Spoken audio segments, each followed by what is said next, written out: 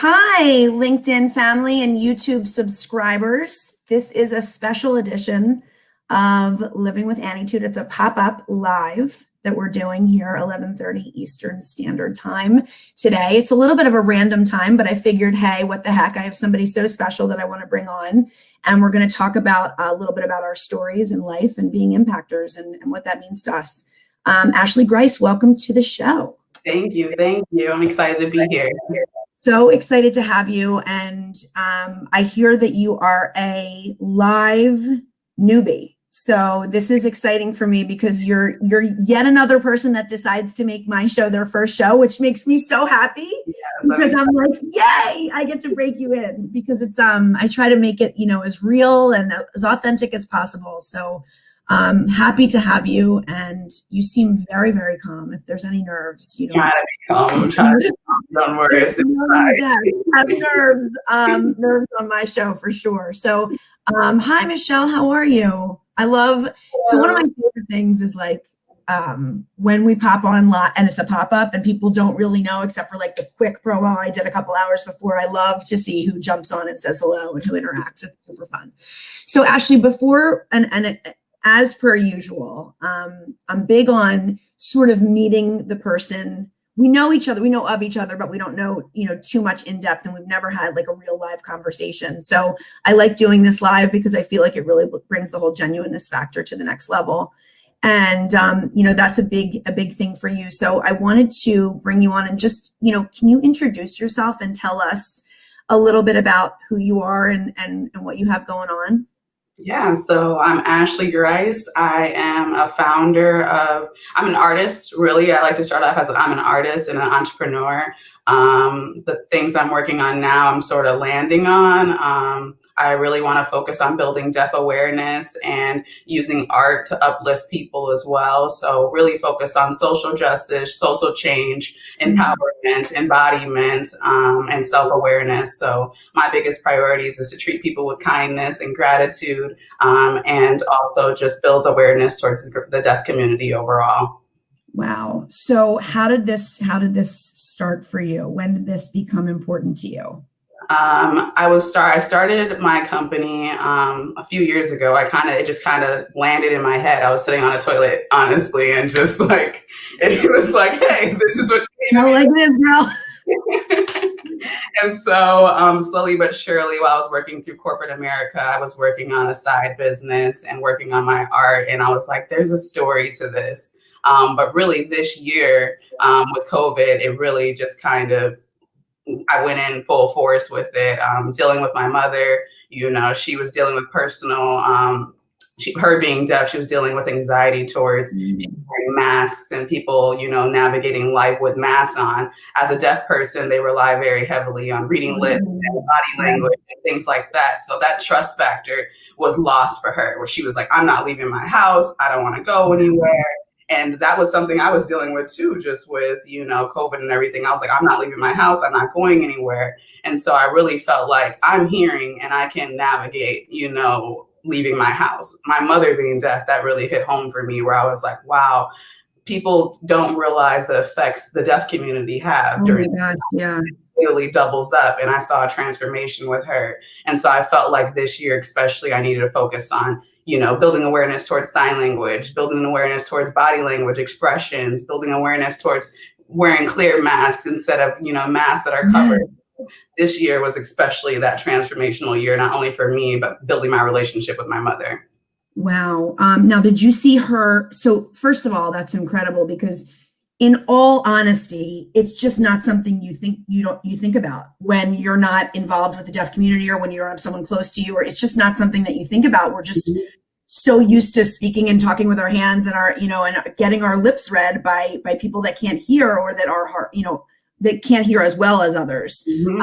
And I think that, the mask with COVID has brought a lot of things that I find very nuanced, just the lack of shaking hands when you meet someone, now, or the lack of closeness or hugging when you see people. It's like, you bump arms with even your best friend or someone that's in your bubble. And it's like, there's so much less physical touch that I can't even imagine a whole other layer being laid on top which is really incredible that you are finding that space to empower those that can't hear. And I find that remarkable. So tell me about, we're talking a little bit about, before we got on just for a couple minutes, about coming out of our comfort zone. And I try to practice this a lot because, like, for example, when I post really vulnerable posts or pictures, you know, like when I first wake up and things like that, like that is out of my comfort zone. So even if I seem comfortable with it, it's very out of my comfort zone. So I know it's very important that I do those things because it helps me evolve and grow as a person. And when I evolve and grow as a person, I can help others to evolve and grow, and I can help heal others. So what are your thoughts on sort of coming out of your shell, if you will? Definitely. One of the biggest challenges for me is I wouldn't leave my house without makeup on. I was like, I have to wear makeup. I have to, navigate life with makeup on. I have to put this mask on in a way. And so now I'm challenging myself to not wear makeup, so I'm, on camera not wearing makeup. And that's new for me, where I'm just like, I can't do this, so even just little things like that, like other people like, you don't need makeup. For me, it's really personal because it's like, extra layers was really important for me. And so that's another piece of me where I'm like, if I'm going to be authentic and real, I'm going to come as my true self, no makeup on, no anything. And for you, that's such a big factor. I mean, for some people, it's just like, oh, throw on lip gloss, like whatever. But for you to come out of from underneath of those layers, I think is so important. Like what you're peeling the layers off, which is so super critical in a time like this to help yourself be more vulnerable and then connect with people more. Yes. And just another layer is just being an introvert and trying to, come out of that. So I'm used to being in hiding and not really having to socialize as much. And now I'm forcing myself, to be on platforms where I'm communicating more, using my voice more, because I realize it's bigger than me. My purpose is bigger than me. So I have to show my face. I have to be that voice because I have to be the voice for my mother and the community. Yeah, I mean, that's so inspirational. And when did this, so I know that you were in the bathroom, but when did this sort of become your purpose and your mission? How did that unfold? I mean, I know that it's very important to you and I can understand why, it being your mom and everything, but how did everything sort of unfold for you? This year I got furloughed from my company and was forced to be at home, and my mother called and was having, she was like, I need you to come home. I need you to come home. I'm from Wisconsin, so I currently live in Brooklyn. And she was like, I need you to come home. And I'm like, it's COVID. I can't really fly home right now. But it was like, I had to come home. It was an emergency situation. So me going home and looking after my mother was really important for me. That was the biggest eye-opening experience for me because me and my mother didn't have a great relationship. So now I have to go home. I have to be, spend time with my mother. She's going through a, situation. I'm going through a situation. So it really forced me to be vulnerable with my mother. And I had to be nurturing as well. Like we traded places in a way where it was like, all right, now I have to make sure she's taking care of herself, and that was eye-opening for me. And that experience really built our relationship. We got to discuss a lot of the traumas from my childhood. We got to discuss a lot of the reasons why I was running away, like my whole life. I was always running, since I was 18 years old. And my mother is the reason I do art. And so we got to really work on this year, focusing on art projects together, focusing on, creating together and communicating together. And she really pushed me to start my business. And she's my inspiration to continue on, just like in my childhood. She drew Charlie Brown and Popeye, and I used to copy her, when she was making her drawings. So to be at this age now where we're doing the same thing is really nurturing my heart. Oh my God. I mean, it's such a story that needs to be told to people, because when you think about it, you were connected, then all of these things happen like they do in life. And we're traumatized, as most of us are, but some worse than others in certain situations. And we sort of evolve, but you were evolving by running. And so it was keeping you stuck. And then how did you know? First of all, Jorge, how are you? I just want to say hello. He's telling us straight live. How did you know to do all those things and connect in those ways? Or was the impetus like more on your mom's side? Or, I mean, because it seems like if I was coaching you or guiding you, I would have told you to do all the things that you just said you did. We started doing art together. We started communicating together, all of these things. How did you know to do those things? I didn't know. It just flowed that way. My mother is very instinctual as well. So when I was home, it was like we were on the same level. Like she was bringing me old drawings from my childhood that I drew. Like, and it was just like, it was eye-opening where I was like, I don't know who this person is, you know, and that development that my mom, you know, her showing me that she cared about me my whole life. And, you know, she nurtured my creativity my whole life. And she's been watching me at a distance in a way, like that is what really flowed. I had no idea any of this would happen. It was literally just the universe and God just bringing everything together because it wasn't up to me. You know, I wasn't going back home. I didn't want to go back home. I didn't want to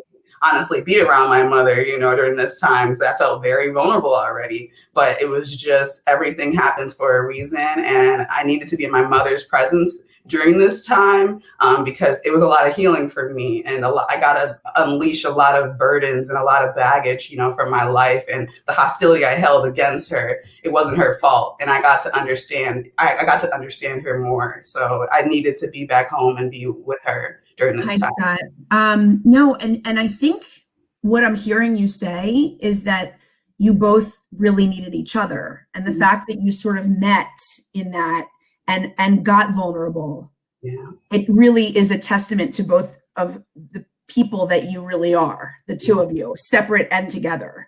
And I find that so interesting because a mother-daughter relationship can be very, very complicated, as you see. But the key part to me, and you can tell me what you think about this, but the key part to me was the lack of communication. Because from everything that I'm picking up that you're saying, you're like, I didn't know any of this, or I didn't feel any of that. And I went through these traumas and I had all these burdens I was carrying. And in a way, she was too. I mean, correct? Yep, absolutely.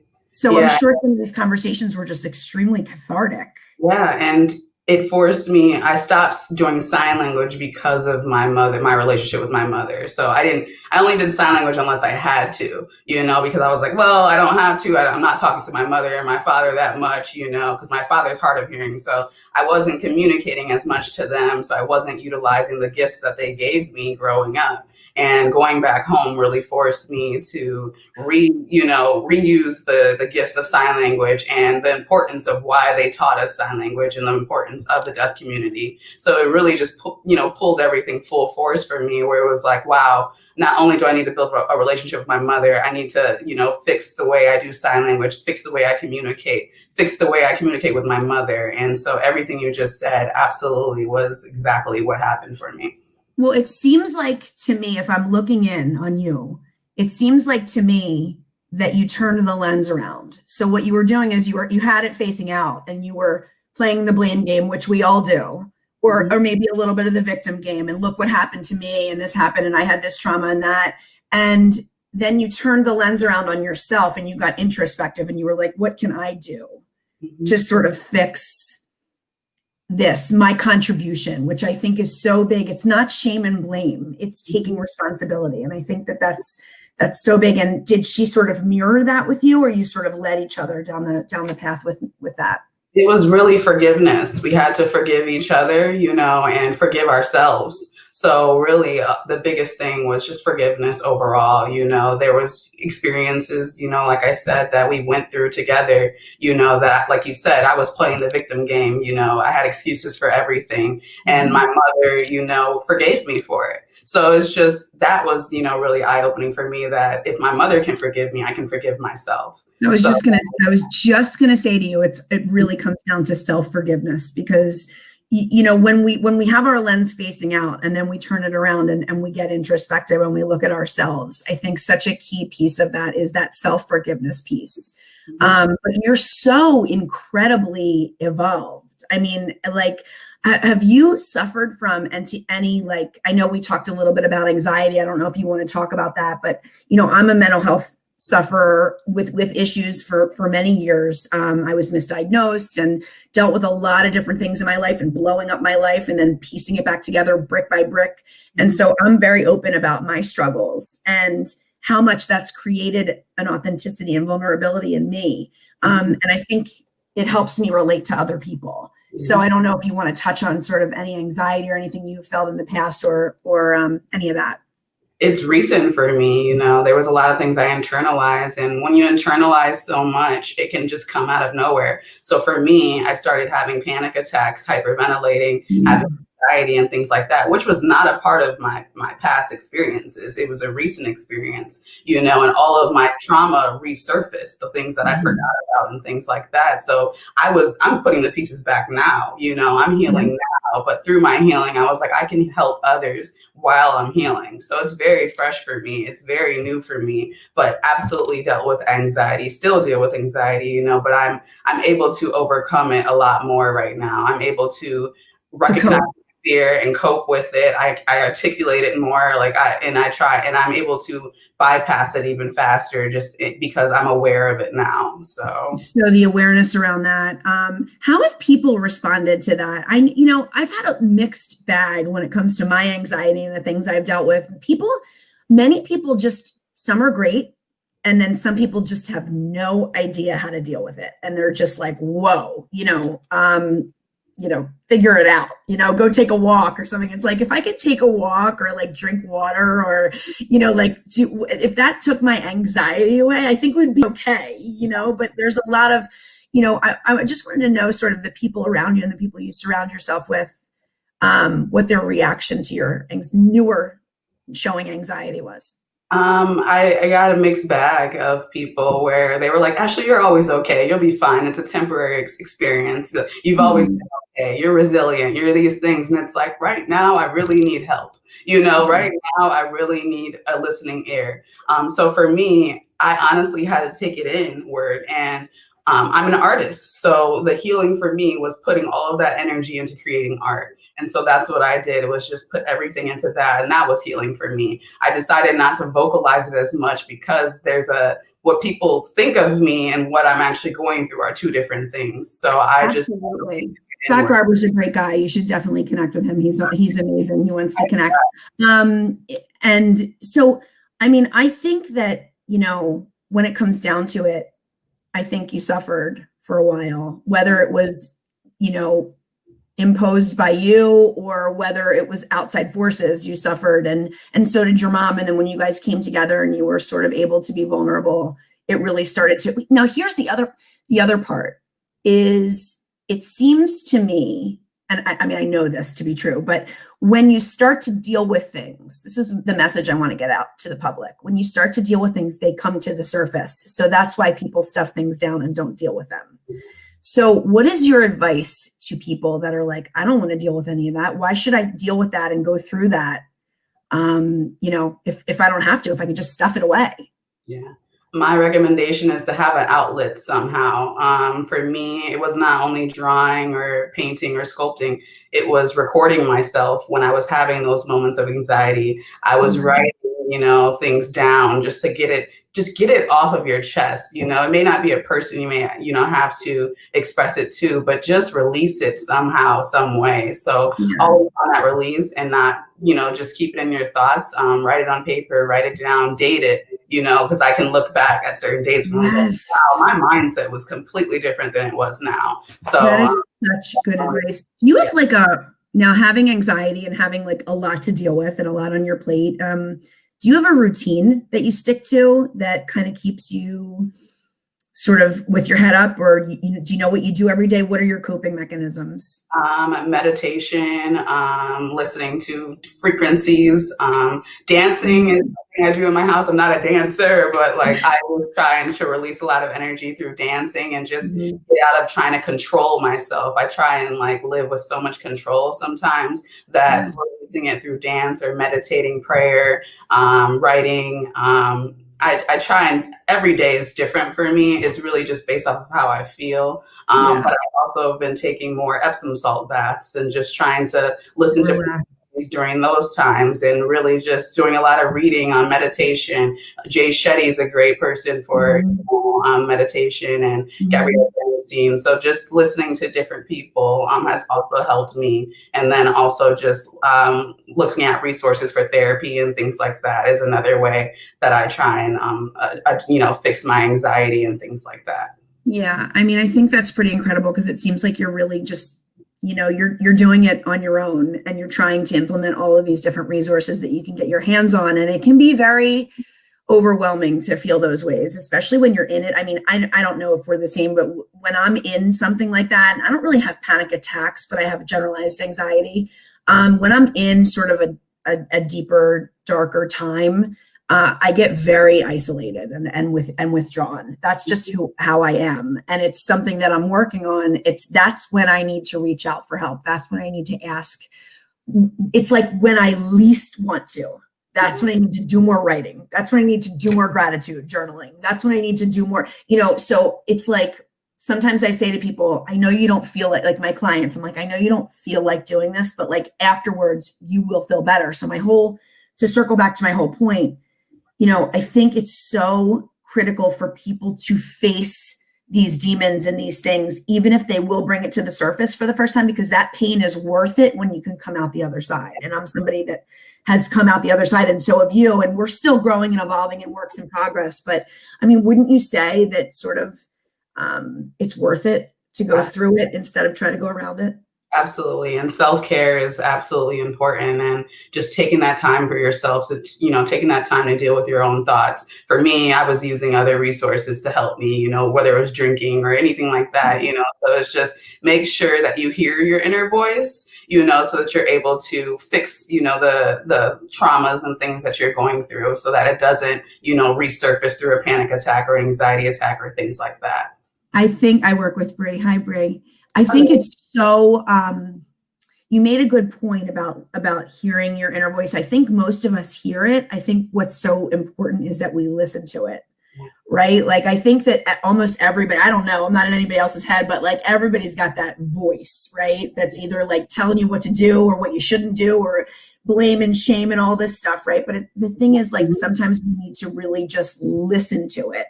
What is it really telling us that we need to do? Is it bashing us?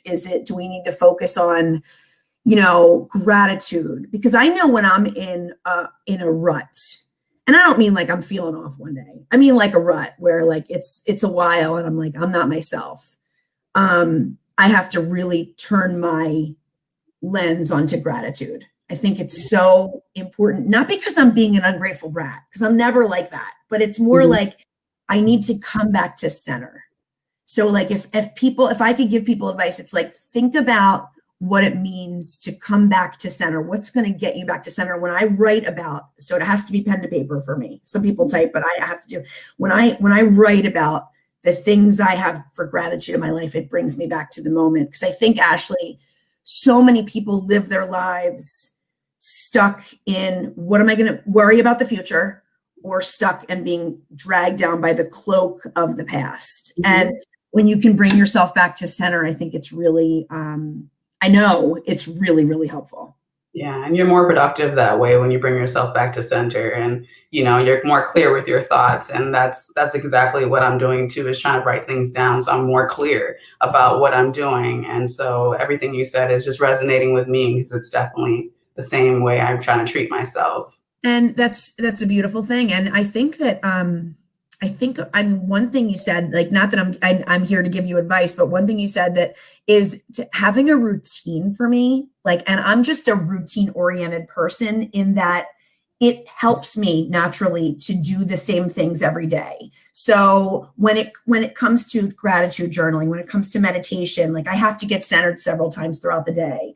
I have to block my time in my calendar, or else I don't get this self-care. So I need to go out of my way to do that.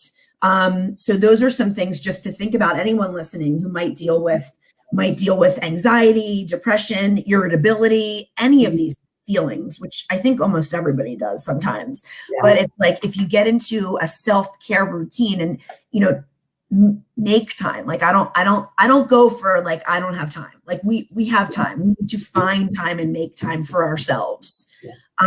And I know that some other people are saying, hi, Melody said self-care helps you for others better in the long run as well. It does. It helps you be, hi, Howard, how are you?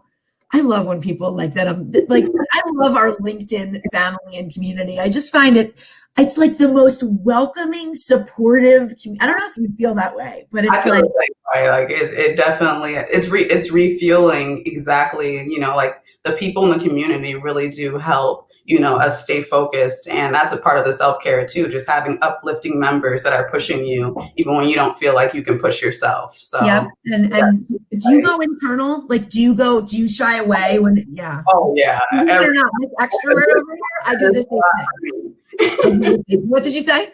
So this moment is a lot for me. Like I said, I didn't do podcasts or things like that. I'm really like a person who, stays really behind the scenes. Oh my So God, Ashley, you have such a level-headed poise about you. So just so you know how you present to the public, just so you know, like it's very chill and together and poised. So like this is really big. I'm so super proud of you. In my mind, it's like, ah. Well, but see, like me, I'm sure you've practiced for so many years hiding that and wearing that mask that I think it's so important right now that you're talking about that, that you're even saying, because one thing I don't want people to think, like when I talk about living with Annietude or whatever it is I'm talking about, I don't want them to think I'm always like, okay, and calm and collected and cool. Like it is far from that. Like I'm a hot mess a lot of the time. And I think it's important to show that side of you. It's who you are. It's real. Like you said, without makeup, it's like you're showing people who you are when you can say, I might be calm and cool and collected right now, but in my head, it's a crazy arcade of what's going on, and do. So I commend you, my friend. Thank you. Thank you. You're live and saying that you're forever inscribed in the book of YouTube now. Because it'll be on my YouTube channel, you showing yourself beautiful as you are with no makeup.